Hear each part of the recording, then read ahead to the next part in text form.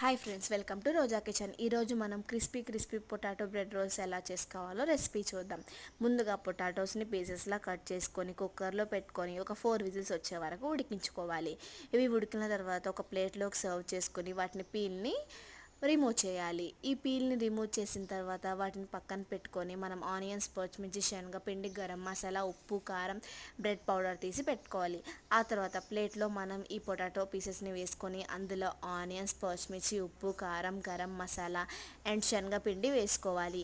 ఇవి అన్నీ వేసుకున్న తర్వాత మనం వాటిని మంచిగా మిక్స్ అయ్యేలాగా మన హ్యాండ్ తోటి మిక్స్ చేసుకుంటూ ఉండాలి. ఇదంతా మిక్స్ అయిన తర్వాత మనం వాటిని రౌండ్గా రోల్స్ లాగా చేసుకోవాలి. ఈ విధంగా రోల్స్ లాగా చేసుకున్నాక మనం ఈ విధంగా ఈ రోల్స్ని బ్రెడ్ పౌడర్లో వేసుకోవాలి. ఇది అయిపోయిన తర్వాత దాటిని ఒక పక్కన ఒక ప్లేట్లో పెట్టుకోవాలి. మనం అన్ని రోల్స్ని చేసుకున్న తర్వాత ఒక ప్యాన్లో ఆయిల్ వేసుకొని ఆయిల్ హీట్ అయిన తర్వాత మనం పొటాటో రోల్స్ని ఆయిల్లో వేసుకోవాలి. ఈ విధంగా వేసుకున్న తర్వాత అవి బ్రౌన్ కలర్ వచ్చేంత వరకు వాటిని ఫ్రై చేసుకోవాలి. ఇవి ఇలా ఫ్రై అయ్యాక సర్వ్ చేసుకుంటే అంతే, పొటాటో రోల్స్ రెడీ.